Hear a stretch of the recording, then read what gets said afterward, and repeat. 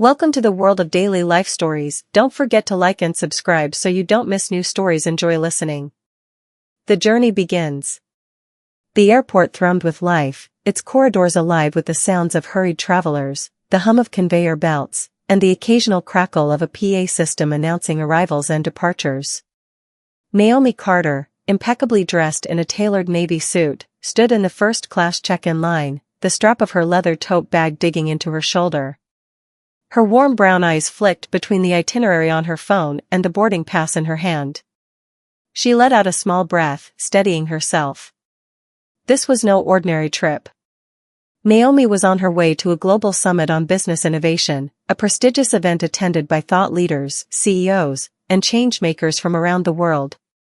The summit's organizers had invited her to be the keynote speaker, a recognition of her groundbreaking work in sustainable business strategies. It was an opportunity she had dreamed of, and it came with the immense honor of being the first Black woman to headline the event. The weight of the moment wasn't lost on her. She had spent months fine-tuning her presentation, poring over slides and data late into the night. As a woman in a field often dominated by older white men, she knew the expectations were high. Every detail mattered. Every word she spoke would carry the hopes and aspirations of countless others who looked to her as a symbol of possibility. "Ms. Carter?" The voice of the airline attendant broke through her thoughts. Naomi stepped forward with a confident smile and handed over her boarding pass and ID. The attendant glanced at her documents, then back up at Naomi, offering a polite nod before printing her luggage tags. "Safe travels, ma'am." "Enjoy your flight," the attendant said as she handed Naomi her boarding pass. "Thank you," Naomi replied, her voice calm and steady. As she walked toward the security checkpoint, she felt a flicker of excitement. She'd spent years working toward this moment, endless meetings, late nights, and sacrifices had all led her here. The terminal's VIP lounge was a world apart from the bustling airport outside. Naomi settled into a plush armchair, a steaming cup of herbal tea in her hand. She pulled out her laptop and began reviewing her notes, but her thoughts were interrupted by a familiar voice. "Naomi Carter, is that you?" She looked up to see a tall, broad-shouldered man approaching her. His face lit up with a smile as he recognized her. It was Marcus, a former colleague from her days in consulting. They hadn't seen each other in years. "Marcus." "What a surprise," Naomi said, standing to greet him. The two exchanged pleasantries, catching up on life and career updates. Marcus was now a senior partner at a major firm, and he was also traveling to the summit, though as an attendee rather than a speaker. "I'm not surprised you're the keynote," Marcus said, raising his glass in a mock toast. "You've always been a trailblazer." Naomi chuckled, brushing off the compliment. "Thank you. But it's a lot of pressure." "You'll do great," Marcus said confidently. "You've always had a way of commanding a room." They chatted for a while longer before Marcus excused himself to make a phone call. Naomi returned to her laptop, but her thoughts kept drifting. She replayed Marcus's words in her mind. Commanding a room wasn't something that had always come easily to her. It was a skill she had honed through years of experience, often in spaces where she was the only woman, or the only person of color. Her reverie was interrupted by the announcement of boarding for her flight. Gathering her belongings, she made her way to the gate, her heart beating a little faster. First-class passengers were called, and Naomi stepped forward, handing her boarding pass to the attendant. The agent scanned it and gestured her through with a smile. "Have a wonderful flight, Ms. Carter." Naomi walked down the jet bridge, her heels clicking softly against the metal floor. She was one of the first to board, and she quickly found her seat, a window in the first-class cabin. The leather seat was spacious and comfortable, a welcome contrast to the cramped coach seats she had grown accustomed to earlier in her career. She placed her tote bag in the overhead compartment and settled into her seat, taking out a book to read during the boarding process. The cabin slowly filled with other first-class passengers, each one exuding an air of privilege and confidence. Naomi was lost in her book when she felt a shadow fall over her. She looked up to see a uniformed pilot standing in the aisle, his expression unreadable. He glanced at her boarding pass, which she had placed on the tray table, then at her. "Excuse me, ma'am," he said, his tone curt. "Are you sure you're in the right seat?" Naomi blinked, taken aback. "Yes, I'm quite sure," she replied, her voice measured. She handed him her boarding pass. The pilot scrutinized it, his brows furrowing. "This is a first-class seat," he said, as if she might not understand. "I'm aware," Naomi replied, keeping her tone even. "Is there a problem?" The pilot hesitated, his eyes darting around as if searching for an explanation. "I'll need to check with the gate agent," he said finally, before turning and walking briskly toward the front of the plane. Naomi felt the eyes of the other passengers on her. Some looked away quickly when she met their gaze, while others didn't bother to hide their curiosity. She felt a knot of anger and embarrassment tighten in her chest, but forced herself to remain composed. She had faced situations like this before, and she knew better than to let her emotions get the best of her. The pilot returned a few moments later, his expression stony. "There seems to have been a mistake," he said. "This seat isn't available." Naomi's jaw tightened. "There's no mistake. This is my assigned seat, and I've already been cleared by the gate agent." The pilot's lips pressed into a thin line. "I'm going to have to ask you to move to a seat in the main cabin." Before Naomi could respond, a man's voice cut through the tension. "Is there a problem here?" Naomi turned to see Marcus standing in the aisle, his face a mask of controlled anger. He had evidently overheard the exchange. "She's in the correct seat," Marcus said firmly, addressing the pilot. "And I'd suggest you check your attitude before you make a situation worse." The pilot seemed to falter under Marcus's glare.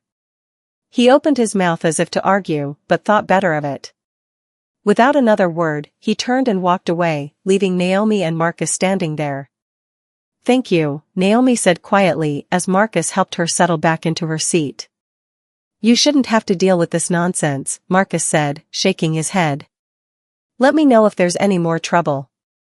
As the flight attendants began their final preparations for takeoff, Naomi sat back in her seat, her mind racing. The incident had rattled her, but she refused to let it overshadow the significance of her journey. She was here for a reason, and she would not be deterred. What Naomi didn't know was that the situation was far from over. The pilot's actions had set in motion a chain of events that would soon take the flight, and everyone on board, in an unexpected direction. The rising storm. The cabin lights dimmed as the plane taxied to the runway. Naomi took a deep breath, willing herself to focus on the journey ahead and not the unsettling encounter with the pilot. Yet, the murmur of conversations around her and the subtle glances from fellow passengers were impossible to ignore. She knew the incident had drawn attention, but she wasn't prepared for how it would escalate. Minutes after the plane took off and leveled at cruising altitude, a flight attendant approached Naomi's seat. She was a young woman with a pleasant demeanor, though she seemed slightly nervous. "Ms. Carter," the attendant said softly, bending slightly to speak at Naomi's level. "May I have a word with you?" Naomi frowned but nodded, closing her book. "Of course. What is it?" The attendant hesitated, her eyes flicking toward the galley where the pilot was standing, speaking in hushed tones with another crew member. "The captain has asked to speak with you in the galley," she said. Naomi's heart sank. What now? But she wasn't one to shy away from confrontation when it was necessary. With a composed expression, she rose from her seat, adjusted her blazer, and followed the attendant to the galley. The pilot stood with his arms crossed, his posture rigid. He looked up as Naomi approached, his expression inscrutable. "Ms. Carter," he began, his tone clipped. "I've spoken with the ground crew and reviewed the seating manifest. While it appears your boarding pass was issued correctly, there's been an administrative oversight. This seat is reserved for another passenger." Naomi folded her arms. "An oversight," she repeated, her voice calm but firm. "If that's the case, why wasn't this addressed at the gate? And why was I allowed to board and sit in my assigned seat?" The pilot's jaw tightened. "These things happen," he said brusquely. I'm afraid I'll need you to relocate to the main cabin. Naomi's patience was wearing thin. Captain, she said, emphasizing the title, I paid for this seat. I checked him properly, and the gate agent confirmed it. I'm not moving. If there was an issue, it should have been resolved before I boarded. Her calm defiance seemed to irritate the pilot further. He opened his mouth to respond, but before he could, Marcus appeared in the galley, his tall frame practically filling the space. What's going on here? Marcus demanded, his deep voice carrying an edge of authority. The pilot turned to Marcus, his demeanor shifting slightly, though not by much. This is a private discussion, he said. Not when you're targeting my friend unfairly, Marcus shot back. I've been listening, and it's clear that Naomi is being singled out for reasons that have nothing to do with an administrative oversight. If there's a legitimate issue, then address it. Otherwise, leave her alone. The tension in the galley was palpable. Naomi could see the flight attendant glancing nervously between the pilot and Marcus, clearly unsure of how to intervene. Finally, the pilot seemed to relent. Fine, he said tersely. You can stay in your seat. But as Naomi and Marcus returned to the cabin, it was clear the matter was far from resolved. The pilot's anger simmered just below the surface, and Naomi couldn't shake the feeling that his grudge would find another outlet.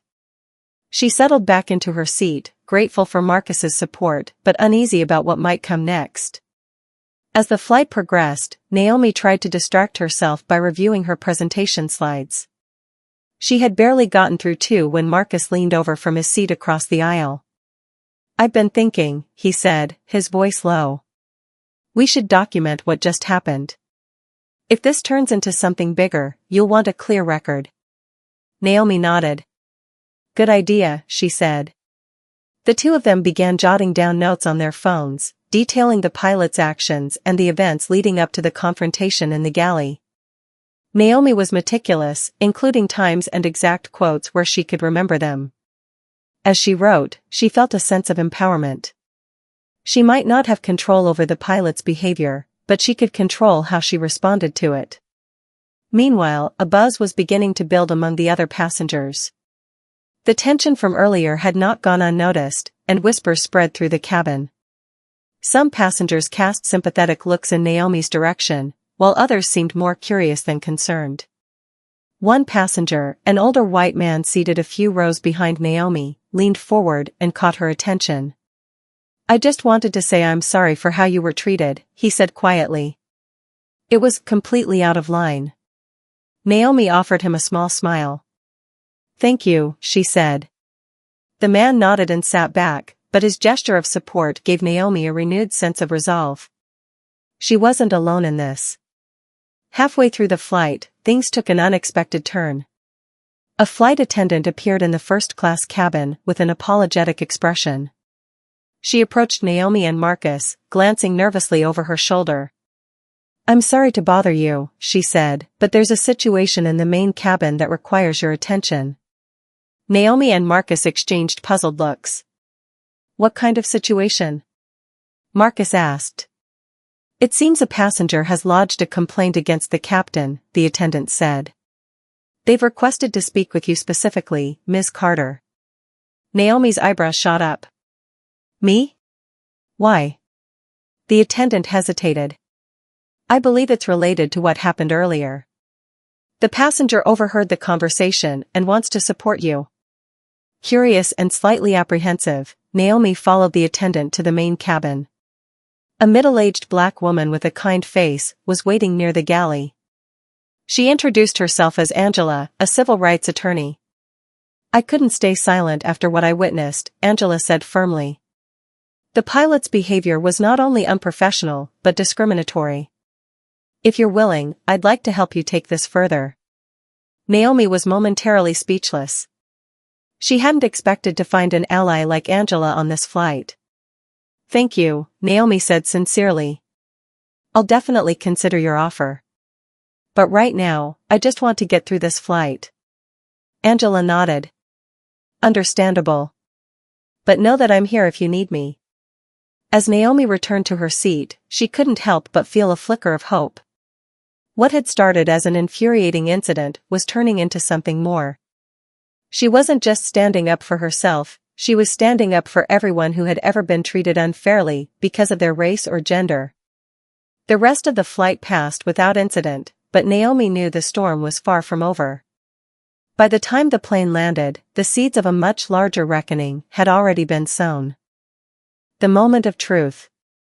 The cabin hummed with the quiet murmurs of passengers settling in, the rustle of carry-on bags being stowed overhead, and the soft chime of seatbelt signs illuminating. Naomi Carter exhaled deeply as she stood in the aisle, her ticket clutched tightly in one hand. The weight of her momentous journey to the global summit seemed to converge with the charged atmosphere in the aircraft. Her assigned seat, 3A, was a coveted first-class window seat. It was a far cry from her usual economy tickets, a luxury she had allowed herself to celebrate her achievement. But when she reached the row, the seat was already occupied. A middle-aged man in a crisp navy suit glanced up briefly before returning his gaze to his phone. "Excuse me," Naomi began, her tone polite but firm.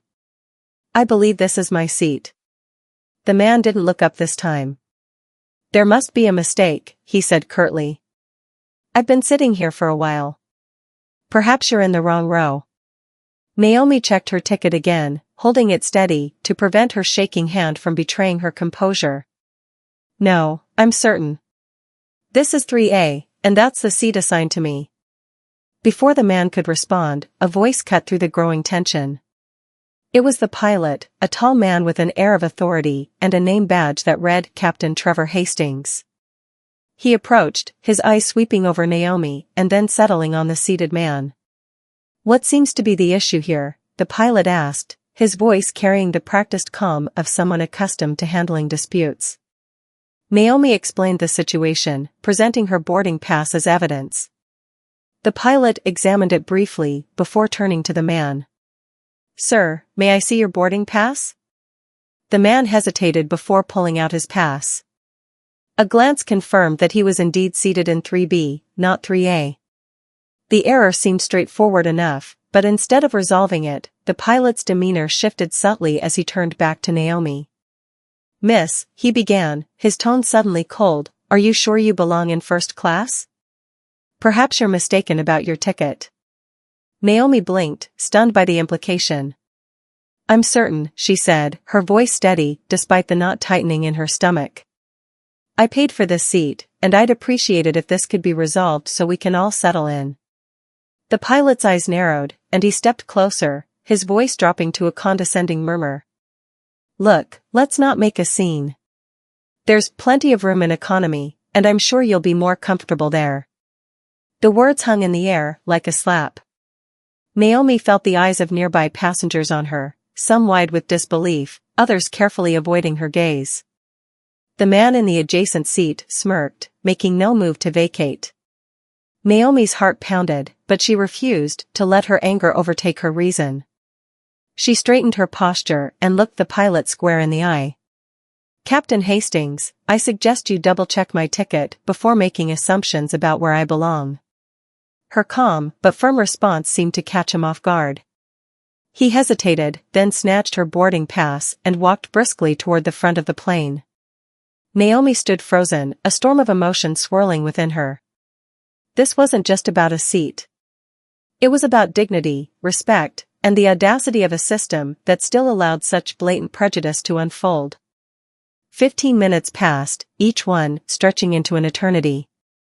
Naomi remained standing in the aisle, aware of the whispers and side glances from other passengers. Finally, the pilot returned, flanked by a flight attendant who wore a look of unease.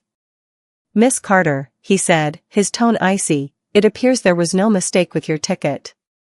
However, I must insist you move to economy for operational reasons." "Operational reasons?" Naomi repeated, incredulous. "What does that even mean?" "It means," the pilot said, his patience clearly fraying, "I have the authority to make seating adjustments as necessary for the safety and comfort of all passengers." Naomi opened her mouth to protest, but before she could speak, a new voice broke in. "That won't be necessary." All heads turned toward the source. A tall, sharply dressed man with salt and pepper hair and an air of quiet confidence was making his way down the aisle. It was Malcolm Carter, Naomi's husband, who had boarded shortly after her and had been sitting 2 rows back. Malcolm reached them in a few long strides, his dark eyes locking onto the pilot. "Is there a problem here?" "Sir, this doesn't concern you," the pilot replied dismissively. "It does," Malcolm said coolly. "That's my wife you're speaking to, and I'd like to know why she's being asked to move from the seat she paid for." The pilot faltered, his authority clearly challenged by Malcolm's composed yet commanding presence. The murmurs among passengers grew louder as the confrontation escalated. Malcolm turned to Naomi. "Are you all right?" "I'm fine," she said, though her voice betrayed a hint of exhaustion. "But this is absurd." "Agreed," Malcolm said, then addressed the pilot. "I'd like to speak to your supervisor." "I am the supervisor," the pilot shot back, his face reddening. "Then I'd like the airline to explain why a paying first-class passenger is being singled out in this manner," Malcolm said. "Because if this doesn't get resolved immediately, we'll be filing a formal complaint, and I assure you, it won't end well for anyone involved." The weight of his words seemed to settle over the pilot like a heavy cloud. He glanced around, realizing the growing attention from other passengers was no longer a subtle background but a tangible force against him. Finally, he muttered something under his breath and stalked off toward the cockpit. The flight attendant stepped forward, her expression apologetic. "Mrs. Carter, I'm so sorry for the misunderstanding. Please, take your seat. We'll ensure you're comfortable for the duration of the flight." Naomi hesitated, her gaze meeting Malcolm's. He nodded gently, his hand resting on her arm in silent reassurance. She moved past the still-seated man, who now looked thoroughly chastened, and settled into her rightful place in 3A. As Malcolm returned to his seat, Naomi exhaled slowly, her fingers gripping the armrests. The ordeal had been draining, but she wasn't defeated. She had stood her ground, and she knew she wouldn't have to face this battle alone. But as the plane taxied toward the runway, one thought lingered in her mind: was this really the end of it? Or was the true reckoning still to come? The reckoning at 30,000 feet. The steady hum of the engines filled the cabin as the plane climbed smoothly into the sky. Naomi sat rigid in her seat, her hands clasped tightly in her lap. The altercation had left her shaken but resolute. She stared out of the small oval window, watching the world shrink below her. This flight was supposed to mark the start of a monumental chapter in her life, not a humiliating skirmish over a seat she had rightfully earned. A few rows behind her, Malcolm sat with his laptop open but unused, his gaze fixed on the back of the seat in front of him. He could feel the tension radiating from Naomi even from this distance. His mind churned with frustration, not just at the pilot's brazen behavior, but at the systemic prejudice it represented. This wasn't the first time they had faced such treatment, but today, it felt particularly egregious. He knew it wasn't enough to simply confront the moment, something had to change. Half an hour into the flight, the seatbelt sign switched off with a soft chime, and passengers began to move about the cabin. A flight attendant approached Naomi, her hands clasped nervously in front of her. She leaned down, speaking in a hushed tone. "Mrs. Carter, on behalf of the airline, I'd like to apologize for earlier," she began. "That shouldn't have happened." Naomi nodded curtly, her eyes still focused out the window. "Thank you," she replied, her tone measured but distant. The attendant hesitated before continuing. "If there's anything we can do to make your flight more comfortable, please don't hesitate to let us know." Naomi didn't respond right away. She was weighing her next move. It wasn't in her nature to create a scene, but she also knew that letting this incident slide without further action would send the wrong message, not just to herself but to everyone who might face similar discrimination. "Actually," she said finally, turning to face the attendant. "There is something. I'd like to speak to Captain Hastings once he's available." The attendant blinked, clearly startled. "The captain?" "Yes," Naomi said, her voice firm. "I think he and I need to have a conversation." The attendant hesitated, then nodded. I'll let him know. 40 minutes later, the pilot emerged from the cockpit, his expression carefully neutral. He approached Naomi's seat, towering over her as he spoke in a low voice. "Miss Carter, I understand you wanted to speak with me," he said. "Yes, I did," Naomi replied, standing up. Her calm demeanor belied the fire in her eyes. "Would you prefer to discuss this here, or should we move somewhere more private?" The pilot looked taken aback by her composed defiance. "We can speak in the galley," he said after a pause. As Naomi followed him toward the front of the plane, Malcolm stood, his protective instincts kicking in. "I'll come too," he said firmly. Naomi glanced at him and nodded her approval. Together, they entered the galley, where the pilot turned to face them, his arms crossed defensively. "I hope this won't take long," Captain Hastings said, his tone clipped. "I have a flight to oversee." "Good," Naomi said, her voice steady but sharp.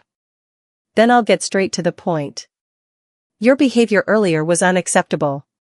You made assumptions about me based on nothing more than how I look, and you used your authority to try to belittle and displace me." "That's not what happened," the pilot interjected, but Naomi held up a hand to stop him. "Let me finish," she said firmly. "You not only questioned my right to be in a seat I paid for, but you also embarrassed me in front of an entire cabin of passengers. Your actions weren't just unprofessional, they were discriminatory." The pilot's jaw tightened, but he said nothing. Malcolm stepped forward, his voice calm but unyielding. "My wife doesn't need to explain herself to you," he said. "But since we're here, let me make one thing clear. What happened today is going to have consequences. We're not just going to brush this under the rug." Captain Hastings' expression shifted from defensive to annoyed. "I don't appreciate being accused of something I didn't do," he said. "I was trying to ensure the comfort and safety of all passengers." "Comfort and safety?" Naomi repeated, her voice rising slightly. "Do you even hear yourself? How does singling out a black woman and attempting to relegate her to economy contribute to anyone's comfort or safety?" The pilot opened his mouth to respond, but Malcolm cut him off. "Save it," he said. "You've already shown us who you are. What we're concerned with now is how the airline intends to address this." At that moment, the flight attendant who had first apologized to Naomi entered the galley, her face pale. She whispered something to the pilot, who frowned deeply. He looked back at Naomi and Malcolm, his expression a mixture of irritation and unease. "I'm afraid this conversation will have to wait," he said. "I have duties to attend to." "That's fine," Naomi said coolly. "We'll be addressing this with the airline directly once we land. You should prepare yourself for that." As the pilot stalked back to the cockpit, Naomi turned to Malcolm, who placed a reassuring hand on her shoulder. "You handled that brilliantly," he said. Naomi smiled faintly, but her mind was already racing ahead. She knew this was just the beginning of the fight. When the plane landed, Naomi and Malcolm wasted no time. As soon as they disembarked, they approached the airline's customer service desk. The manager on duty listened attentively as they recounted the events of the flight, taking detailed notes and assuring them that the matter would be escalated. But Naomi wasn't content to leave it there. She composed a powerful, detailed letter addressed to the airline's CEO, describing her experience and demanding accountability. She shared her story on social media, where it quickly went viral, sparking outrage and support from people around the world. The airline responded swiftly, issuing a public apology and announcing an internal investigation. Within days, Captain Hastings was suspended pending the outcome of the investigation. For Naomi, it wasn't just about seeking justice for herself, it was about sending a message that such behavior would no longer be tolerated. As the days passed, the story gained momentum, becoming a symbol of the fight against systemic prejudice in the travel industry. Naomi's courage inspired countless others to share their own experiences and demand change. For the first time in a long time, Naomi felt not just vindicated but empowered. She hadn't just reclaimed her seat, she had taken a stand for something much larger than herself. And as she prepared to step onto the stage at the global summit, she carried with her the weight of that victory, ready to use her voice to make an even greater impact. A legacy in the making. The buzz of the global summit filled the grand hall, a symphony of voices, applause, and clicking cameras. Naomi stood backstage, her polished heels sinking slightly into the plush carpet as she clutched her notes. The faint murmur of the audience echoed in her ears, a reminder of the enormity of the platform she had been given. Despite the turbulent events of the flight, Naomi felt steadier than ever. Her speech wasn't just a keynote on business innovation anymore, it had transformed into a rallying cry for justice, resilience, and equity. She had spent the last few days refining her words, weaving in lessons drawn from her experience and the overwhelming wave of support she had received since sharing her story. "Mrs. Carter, we're ready for you," the event coordinator said, interrupting her thoughts. Naomi nodded, smoothed the front of her dress, and stepped forward. As she walked onto the stage, a thunderous round of applause greeted her, the spotlight illuminating her graceful yet commanding presence. She took a deep breath, letting the energy of the crowd fill her. "Good morning," she began, her voice clear and steady. "When I was first invited to deliver this keynote, I planned to speak solely about innovation, about pushing boundaries, embracing change, and creating a better future. But in the days leading up to this event, I experienced something that underscored the importance of these principles in a way I couldn't have imagined." She paused, allowing the weight of her words to settle over the audience. "A few days ago, I boarded a flight, just like many of you probably did to get here. What should have been a routine experience turned into something much more. I was challenged, disrespected, even, simply for occupying a space I had every right to be in. But instead of shrinking in the face of that challenge, I chose to stand my ground." Naomi recounted the incident with eloquence, painting a vivid picture of the confrontation and its aftermath. She spoke not with anger, but with purpose, emphasizing the broader implications of her story. The audience listened intently, some nodding in agreement, others wiping away tears. "This is not just my story," she continued. "It's the story of countless others who have faced similar obstacles, whether in the boardroom, the classroom, or, yes, even on a plane. It's a reminder that progress is not just about technological advancements or groundbreaking ideas, it's about humanity. It's about creating spaces where everyone is respected, valued, and given the opportunity to thrive." The applause that followed was deafening. Naomi smiled, but her eyes shone with determination. She wasn't finished yet. "Now, let's talk about innovation," she said, transitioning seamlessly into the heart of her presentation. Her words flowed effortlessly, blending personal anecdotes with sharp insights and actionable strategies. She spoke about the need for inclusivity in leadership, the power of diverse perspectives, and the role of courage in driving meaningful change. By the time she concluded, the audience was on their feet, a standing ovation that lasted several minutes. Naomi bowed her head slightly, gratitude swelling in her chest. This was more than a professional milestone, it was a moment of personal triumph. Later that evening, at the summit's networking gala, Naomi and Malcolm mingled with attendees, many of whom approached them to express their admiration and solidarity. A young woman in her 20s, her curly hair pulled into a high puff, stepped forward, clutching a notebook. "Mrs. Carter," she said shyly, "I just wanted to thank you for sharing your story. I've always felt like I had to downplay my identity to fit in, but hearing you speak made me realize that my voice matters too." Naomi smiled warmly, her heart swelling with pride. "Your voice matters more than you know," she said, placing a reassuring hand on the young woman's shoulder. "Don't ever let anyone convince you otherwise." As the evening wore on, Malcolm pulled Naomi aside, handing her a glass of sparkling water.